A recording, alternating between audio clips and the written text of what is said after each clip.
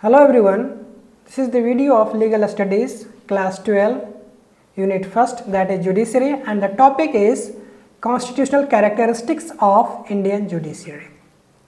So here we have two terms of Indian Judiciary, that is the constitutional and characteristics. Constitutional, that we have discussed already in my previous videos, and the characteristics. What does it mean? Characteristics means the feature, that is constitutional feature that Indian judiciary has. So what are those features that basically provided by constitution to the Indian judiciary? So let's check out what are those features. The first feature, that is single and integrated judicial system. Indian constitution defines Indian judiciary as the single integrated judicial system, that is unitary kind of judicial system. The judiciary in India is a single integrated judicial system for the whole country, and the Supreme Court, which is the highest court in the country, supervises all other lower courts including high courts and district courts. So India has unitary form of judicial system. It is not divided as center has separate and a state has separate, not at all. It has only single judicial system.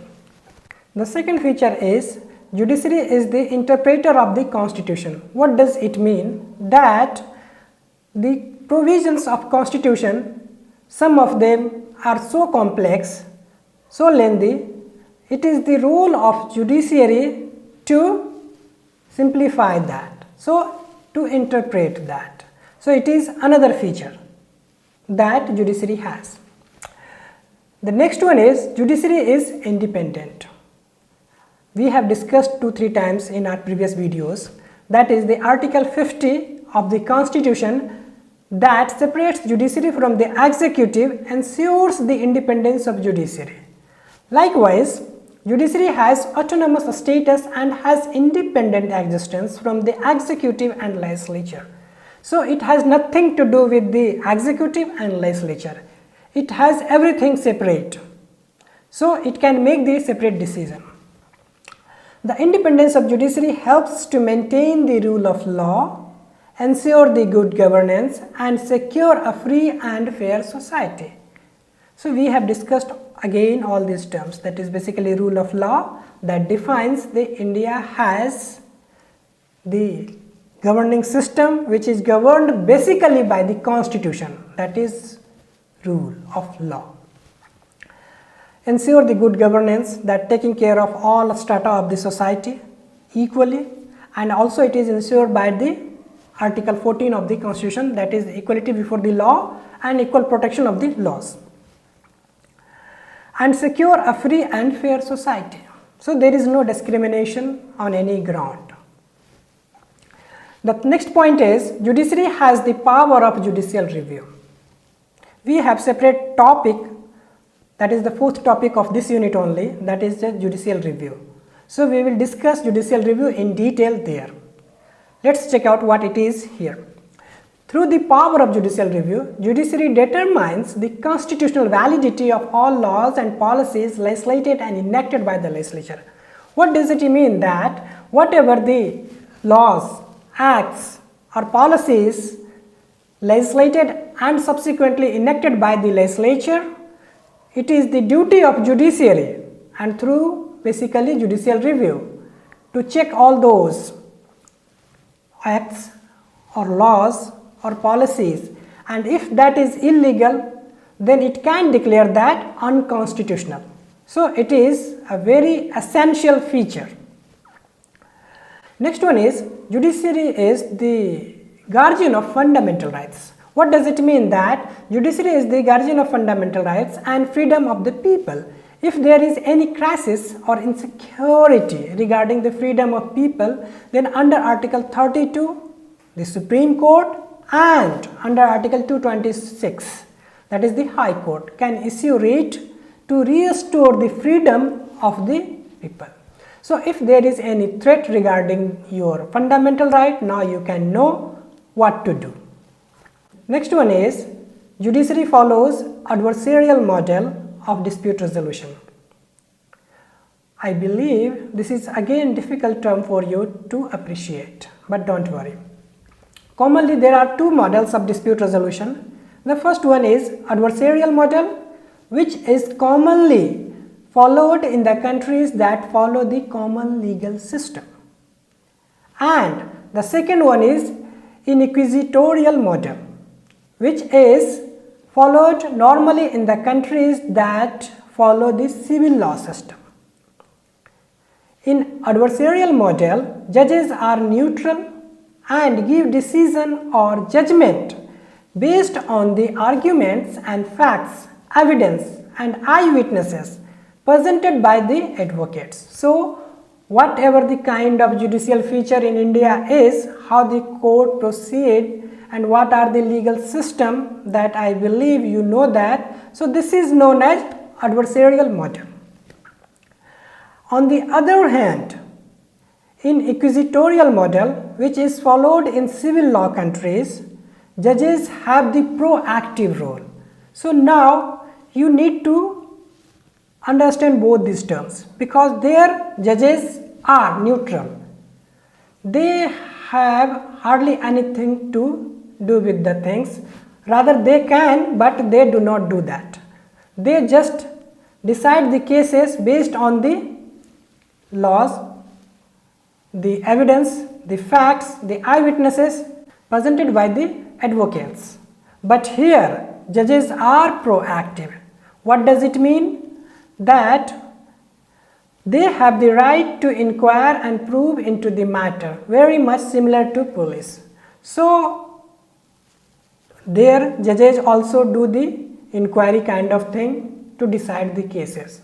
So in that system, that is basically in inquisitorial system, judges have basically more active role, and that is basically kind of practice that they do. Even in India, some judges of the Supreme Court used to go in the field. They used to survey the things, inquire the things, investigate the things, and based on their own observation, they decide the cases. So it's not like that they are born not to do that. They can do that, but normally they are neutral. So this is the meaning of adversarial model. Next one is judiciary has the provision of public interest litigation. What does it mean? Public interest litigation, as the name suggests, means it is the interest of public at large, society at large. So if there is anything happening wrong in the society and that damaging the interest of society at large, in that condition, if someone complained to the Supreme Court under Article 32 or to High Court under Article 226, so it can be approached either in the Supreme Court or in the High Court. So it is not something like demarcated or strictly it has to be filed in the High Court only or in the Supreme Court only, not at all. So it is depending upon the interest of the person who is complaining, where he goes. So if someone complained, in that condition, judiciary can take appropriate action. So that this is the meaning of PIL, that is public interest litigation in short. The last constitutional feature or characteristic of judiciary is judiciary has the provision of judicial activism. I believe again this is a difficult term for you to appreciate, but don't worry.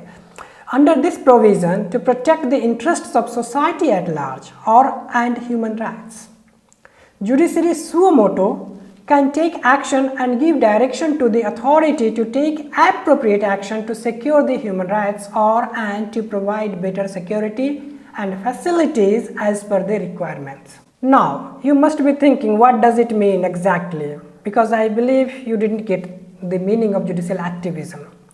The meaning of judicial activism is when on any issue that is involving the interest of society at large, judiciary takes action suo motu. What does it mean? Judiciary takes action on its own. Then it is known as judicial activism. So in my previous point that I have discussed, that is PIL, that is public interest litigation. What happens there? Someone some common person supposed to be complaining to the court, and based on that complaint judiciary takes action. But here no one is complaining. Issue may be same. If some person complaining for the same issue, that is PIL, if no one complained by the time and judiciary takes action on its own for the same issue, then it is judicial activism. For example, there is problem in your society regarding anything that damaging the interest of society at large. Say there is some factory in a residential area that making too much noise, that may be polluting the environment, and both these two characters of course damaging the interest of the society at large. If someone file a complaint under Article 32 in the Supreme Court or under Article 226 in the High Court, then it is known as PIL. But if judiciary, either Supreme Court or High Court, takes suo motu action based on the information it gets from the media, that is through newspaper or through news channels or from anywhere, and gives a direction to the respective authority or government, then it is known as judicial activism. Now I believe you must understood what is the meaning of judicial activism and what is meaning of PIL and what is basically difference between PIL and judicial activism. So this is all for this video. I believe you must enjoy this video. So see you in next video.